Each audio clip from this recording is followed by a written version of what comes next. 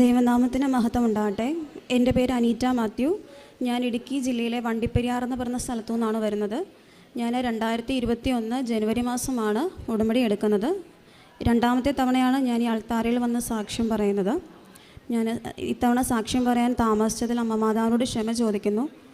എനിക്ക് ജപമാല റാലി കഴിഞ്ഞ മാസത്തെ ഒക്ടോബർ മാസത്തിലെ ജപമാല റാലിയിൽ മാതാവ് തന്ന 2 അനുഗ്രഹങ്ങളാണ് ആദ്യമായി സാക്ഷ്യപ്പെടുത്താൻ ആഗ്രഹിക്കുന്നത്. അപ്പം എൻ്റെ അനിയന് 1.5 വർഷം മുന്നേ അവന് ഒരു എയ്ഡഡ് സ്കൂളിൽ ജോലി കിട്ടിയായിരുന്നു. പെർമനൻറ്റ് പോസ്റ്റായിരുന്നു. അപ്പോൾ അവർക്ക് സാലറി കൊടുക്കുന്നത് ഗവൺമെൻറ്റിൽ നിന്നായിരുന്നതുകൊണ്ട് പിന്നെ സാലറി സാങ്ഷൻ ആയിട്ടില്ലായിരുന്നു. 1.5 വർഷമായിട്ട് സാലറി മുടങ്ങിക്കിടക്കുകയായിരുന്നു. അപ്പോൾ അവന് അതിൻ്റെ പേരിൽ വളരെയധികം ബുദ്ധിമുട്ടുന്നുണ്ടായിരുന്നു. അപ്പം ഞാൻ ഈ ജപമാല റാലി ഇതിനു മുന്നേ പങ്കെടുക്കാൻ സാധിക്കാതെ ആഗ്രഹം ഉണ്ടായിട്ടും പങ്കെടുക്കാൻ സാധിക്കാത്ത ഒരു സിറ്റുവേഷൻസ് ആയിരുന്നു. അപ്പം ഈ ഒക്ടോബർ മാസം 1-ാം തീയതി തൊട്ട് ഞാൻ ആഗ്രഹിച്ച് പ്രാർത്ഥിക്കാൻ തുടങ്ങി. മാതാവേ, ഈ ജപമാല റാലിയിൽ, ഈ വർഷത്തെ ജപമാല റാലിയിൽ പങ്കെടുക്കാൻ ആഗ്രഹിക്കുന്ന അല്ലെങ്കിൽ എല്ലാവരുടെയും നിയോഗങ്ങളോടൊപ്പം എൻ്റെ നിയോഗങ്ങൾ ഞാൻ സമർപ്പിക്കുന്നു എന്ന് പറഞ്ഞ് 1-ാം തീയതി തൊട്ട് ഞാൻ പ്രാർത്ഥിക്കാൻ തുടങ്ങി. അപ്പം ഞാൻ വെച്ച 2 ആഗ്രഹങ്ങളിൽ ഒരാഗ്രഹം എൻ്റെ ഈ അനിയൻ്റെ സാലറി തടസ്സമായിരുന്നു. ഞാൻ 1-ാം തീയതി തൊട്ട് പ്രാർത്ഥിക്കാൻ തുടങ്ങി. ഒരു 4-ാം തീയതി ആയപ്പോഴത്തേനും അവന് രാവിലെ എന്നെ വിളിച്ചിട്ട് പറഞ്ഞു, ഇതുപോലെ സാലറി സാങ്ഷനായി ഓർഡർ വന്നെന്ന് പറഞ്ഞു. അപ്പോൾ അത് ഒരു ഭയങ്കരമായിട്ട് അത്ഭുതമായിട്ട് എനിക്ക് ആ സമയത്ത് തോന്നി. അപ്പോൾ അതുപോലെ തന്നെ എൻ്റെ ഹസ്ബൻഡ് 2.5 വർഷമായിട്ട് സാലറി ഇൻക്രിമെൻറ്റിന് വേണ്ടിയിട്ട് ട്രൈ ചെയ്യുന്നുണ്ടായിരുന്നു. പക്ഷേ നടക്കുന്നില്ലായിരുന്നു. അപ്പോൾ അങ്ങനെ വന്നപ്പോൾ ഞാൻ ആ കാര്യവും ഈ ജപമാല റാലിയിൽ നിയോഗമായിട്ട് സമർപ്പിച്ച് പ്രാർത്ഥിക്കുന്നുണ്ടായിരുന്നു. അപ്പം ഹസ്ബൻഡ് ഒരു ഹോസ്പിറ്റാലിറ്റി മാനേജ്മെൻറ്റിൽ വർക്ക് ചെയ്യുന്നത് കൊണ്ട് തന്നെ അദ്ദേഹത്തിന് എല്ലാ ദിവസവും വീട്ടിൽ വരാൻ പറ്റാത്തൊരു സിറ്റുവേഷനായിരുന്നു. അപ്പോൾ അങ്ങനൊരു കാര്യം ഉണ്ടെങ്കിലും ഞാൻ ഈ സാലറി ഇൻക്രിമെൻറ്റിൻ്റെ കാര്യം മാത്രമേ മാതാവിനോട് പറഞ്ഞുള്ളായിരുന്നു. അപ്പം പ്രാർത്ഥിച്ചു തുടങ്ങി. ഒരു 5-ാം തീയതി 6-ാം തീയതി എങ്ങാണ്ടായി കാണും. അപ്പം ഞങ്ങളുടെ വീടിന് ഒരു 10 മിനിറ്റ് ദൂരത്തോട്ട് മാറി അത്രയും അടുത്തായിട്ട് ഒരു പുതിയൊരു പ്രോപ്പർട്ടി ഓപ്പൺ ആയായിരുന്നു. അപ്പോൾ അദ്ദേഹത്തിന് അവിടെ നിന്നൊരു ഇൻ്റർവ്യൂ കോള് വന്നു. അദ്ദേഹം അതിൽ പാസ്സായി. അപ്പം അടുത്ത് തന്നെ ജോലിയും കിട്ടി. അപ്പം വീട്ടിൽ നിന്നും എല്ലാ ദിവസവും വീട്ടിൽ വരാം.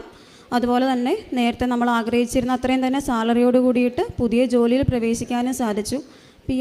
ഈ രണ്ട് അനുഗ്രഹമാണ് ജപമാല റാലിയിലൂടെ ലഭിച്ചത്. അതുപോലെ തന്നെ ജപമാല റാലിയിൽ പങ്കെടുക്കുന്ന സമയത്ത് എനിക്ക് 2 സ്ഥലത്ത് വെച്ച് മാതാവിൻ്റെ സുഗന്ധാഭിഷേകം കിട്ടിയായിരുന്നു. പിന്നെ ഞാൻ ഒരു കോളേജിൽ അധ്യാപികയായിട്ട് വർക്ക് ചെയ്തുകൊണ്ടിരിക്കുകയായിരുന്നു. അപ്പോൾ കഴിഞ്ഞ വർഷം ഡിസംബറോട് കൂടിയിട്ട് ജോലി തീർന്നു പോകുന്ന അല്ലെങ്കിൽ ജോലി നഷ്ടപ്പെടുന്ന ഒരവസ്ഥയായിരുന്നു. അപ്പോൾ ആ സമയത്ത് ഇനി എന്ത് ചെയ്യുമെന്ന് അറിയത്തില്ലായിരുന്നു. ഡിസംബർ കൊണ്ട് ജോലി തീരും, ഇനി ജനുവരി തൊട്ട് എന്നാ ചെയ്യുമെന്നൊരവസ്ഥയിൽ ഭയങ്കരമായിട്ട് വിഷമിച്ചിരിക്കുന്ന ഒരു സിറ്റുവേഷനായിരുന്നു. അപ്പോൾ ആ സമയത്ത് എനിക്ക് ഡിസംബർ ഒരു 22-ാം തീയതി ആയപ്പോൾ വേറൊരു കോളേജിൽ, അത് നല്ലൊരു കോളേജാണ്, നല്ല സ്റ്റാൻഡേർഡുള്ളൊരു കോളേജാണ്. അപ്പോൾ അങ്ങനെ ഒരു കോളേജിൽ ഇൻ്റർവ്യൂവിന് പോകാൻ തന്നെ യാതൊരുവിധ മെറിറ്റും എനിക്കില്ല. പക്ഷേ അവിചാരിതമായിട്ട് അവിടെ നിന്നൊരു കോള് വരികയും ഞാൻ ഇൻ്റർവ്യൂവിൽ പോകാൻ വേണ്ടിയിട്ട് എല്ലാം റെഡി ആയിട്ടിരിക്കുകയാണ്. പക്ഷെ എനിക്ക് പ്രിപ്പയർ ചെയ്യാൻ വേണ്ടത്ര ടൈം കിട്ടിയില്ലായിരുന്നു. പക്ഷേ എങ്കിൽ ഞാൻ പോകണം, ജോലി കിട്ടണമെന്ന് ആഗ്രഹം ഉണ്ടായിരുന്നു. പക്ഷേ അവിടെ ജോലി കിട്ടാനുള്ള യോഗ്യത എനിക്ക് എന്തായാലും ഇല്ല. അപ്പോൾ ഇൻ്റർവ്യൂവിന് തലേദിവസം ആയപ്പോഴത്തേനും എനിക്ക് ഭയങ്കര ടെൻഷനായി.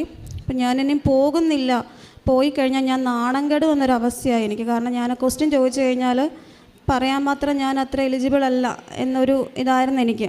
അപ്പം അന്ന് സന്ധ്യാസമയത്ത് കുരിശ് വരച്ചുകൊണ്ടിരുന്ന സമയത്ത്, ജപമാല ചൊല്ലി ഞാൻ മുട്ടുകുത്തി പ്രാർത്ഥിച്ചുകൊണ്ടിരുന്ന സമയത്ത് ഞാൻ മാതാവിൻ്റെ കാശുരൂപം മുറുക്കെ പിടിച്ചുകൊണ്ട് ഞാൻ പറഞ്ഞു, മാതാവേ, എനിക്കിതിന് പോകണോ വേണ്ടോ എന്ന് എനിക്കറിയില്ല. ഞാൻ പോയാൽ എല്ലാവരുടെയും മുന്നിൽ ഞാൻ നാണം കെടും, എന്താ ഞാൻ ചെയ്യേണ്ടതെന്ന് അറിയത്തില്ല എന്ന് പറഞ്ഞ് ഞാൻ ഈ മാതാവിൻ്റെ കാശുരൂപം മുറുക്കെ പിടിച്ചുകൊണ്ടിരിക്കുന്ന സമയത്ത് എനിക്ക് ആ കാശുരൂപത്തിൽ നിന്നും അതിശക്തമായിട്ടുള്ള ഒരു ഹാർട്ട് ബീറ്റ്, ഒരു ഹൃദയം തുടിക്കുന്ന ഒരു ഇതുപോലെ തോന്നിയിട്ട് എൻ്റെ മനസ്സിലോട്ട് പെട്ടെന്ന് ഏശയ്യ 45 ബൈബിൾ വായിക്കുന്നതാണെങ്കിൽ എനിക്കങ്ങനെ വചനമൊന്നും ഇങ്ങനെ എൻ്റെ മനസ്സിൽ ഇതുവരെയും തോന്നിയിട്ടില്ല.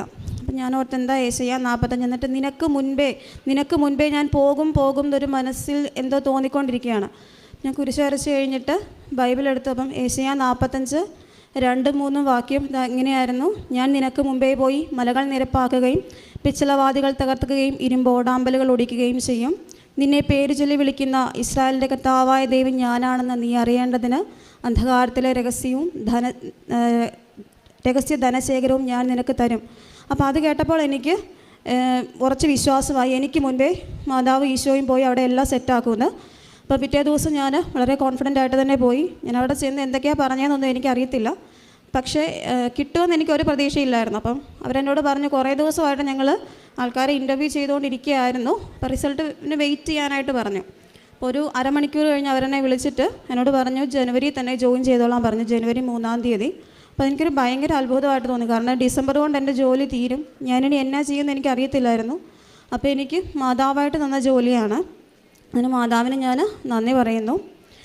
പിന്നെ കാരുണ്യ പ്രവർത്തികൾ ഞാൻ ചെയ്യുന്നത് നമ്മുടെ അവിടുത്തെ ആകാശപ്പറവയുണ്ട്. അപ്പോൾ അവിടെ പോയി, അവിടെ അപ്പച്ചന്മാർ അമ്മച്ചിമാരൊക്കെ ഉണ്ട് വയ്യാത്തവർ, അപ്പോൾ അവരുടെ അടുത്ത് പോയി സംസാരിക്കും. അവർക്ക് എഴുന്നേക്കാൻ വയ്യാത്തവരെയൊക്കെ പോയി കുളിപ്പിക്കും, അവരുടെ ഡ്രസ്സൊക്കെ നനച്ച് കൊടുക്കും.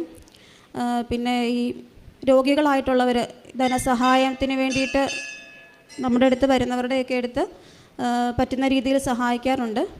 പറ്റുന്ന രീതിയിൽ, എന്നെക്കൊണ്ട് സാധിക്കുന്ന രീതിയിലെല്ലാം മറ്റുള്ളവരെ സാമ്പത്തികമായിട്ട് സഹായിക്കാറുണ്ട്. പത്രവിതരണവും അതുപോലെ തന്നെ ഞാൻ എല്ലായിടത്തും ഹോസ്പിറ്റലിലൊക്കെ കൊണ്ടുപോയി കൊടുക്കും. ഇത്രയധികം അനുഗ്രഹം നൽകിയ അമ്മ മാതാവിന് ഈശോയ്ക്കും കോടാനുകോടി നന്ദി. ഞങ്ങളുടെ വീട്, എൻ്റെ കെട്ടിച്ചു വിട്ട വീടെന്ന് പറഞ്ഞു കഴിഞ്ഞാൽ ഇടുക്കി ജില്ലയിലെ വണ്ടിപ്പെരിയാർ വാളാടി ഉള്ളിലോട്ട് കയറിയ ഒരു സ്ഥലമാണ്. അപ്പോൾ അതൊരു മലമണ്ടയ്ക്കുള്ളൊരു സ്ഥലമാണ്. അപ്പോൾ എല്ലാ ദിവസവും ദിവ്യകാരുണ്യത്തിൽ പങ്കെടുക്കുക എന്ന് പറയുന്നത് പോസിബിളായിട്ടുള്ള കാര്യമല്ല. അപ്പോൾ എനിക്ക് ഭയങ്കരമായിട്ട് ആഗ്രഹം ഉണ്ടായിരുന്നു എല്ലാ ദിവസവും കുർബാനയിൽ പങ്കെടുക്കണമെന്ന്. അപ്പോൾ നമ്മുടെ പള്ളിയിൽ, ഇടവകപ്പള്ളിയിൽ ചൊവ്വാഴ്ചയും വെള്ളിയാഴ്ചയും വൈകിട്ട് കുർബാന 5 മണിക്കത്തെ കുർബാനയിൽ പങ്കെടുക്കാനായിട്ട്, പിന്നെ ഇപ്പോൾ മുടക്കം വരുത്താതെ എല്ലാ ചൊവ്വാഴ്ചയും വെള്ളിയാഴ്ചയും കുർബാനയിൽ പങ്കെടുക്കുന്നുണ്ട്. പിന്നെ എനിക്ക് നല്ല ദേഷ്യമുള്ള ആളായിരുന്നു, പെട്ടെന്ന് ഞാൻ റെസ്പോണ്ട് ചെയ്യും, റിയാക്ട് ചെയ്യും. മറ്റുള്ളവർക്ക് എങ്ങനെ അവരെടുക്കുമെന്ന് വിചാരിക്കത്തില്ല, പെട്ടെന്ന് ദേഷ്യം വരുന്ന ഒരാളായിരുന്നു. അപ്പോൾ അത് മാതാവും ഒരുപാട് മാറ്റി തന്നു. പിന്നെ പ്രാർത്ഥിക്കാനായിട്ട്, കൂടുതൽ പ്രാർത്ഥിക്കാനായിട്ടും കൊന്ത ചൊല്ലാനായിട്ടും വചനം വായിക്കാനായിട്ടൊക്കെ മാതാവ് കൃപ തരുന്നുണ്ട്. അതുപോലെ മറ്റുള്ളവരെയൊക്കെ സഹായിക്കണമെന്നുള്ളൊരു ചിന്ത എനിക്ക് നേരത്തെയൊക്കെ, എനിക്ക് ആരെങ്കിലും സഹായിക്കണം എന്നുണ്ടെങ്കിൽ ഞാൻ സേഫ് സോണിൽ നിന്നെങ്കിൽ മാത്രമേ ഞാൻ മറ്റൊരാളെ സഹായിക്കത്തുള്ളായിരുന്നു, ഫിനാൻഷ്യലിയൊക്കെ. പക്ഷെ ഇപ്പം ഞാൻ അങ്ങനെ ചിന്തിക്കത്തില്ല. എൻ്റെ കയ്യിൽ 500 രൂപ ഉള്ളെങ്കിലും അത് മറ്റുള്ളവർക്ക് കൊടുക്കാൻ ഞാനിപ്പോൾ റെഡിയാണ്. അപ്പോൾ അത്രയ്ക്കുള്ളൊരു കൃപാവനം മാതാവ് എനിക്ക് തന്നു. അനുഗ്രഹം നൽകിയ മാതാവിന് നന്ദി.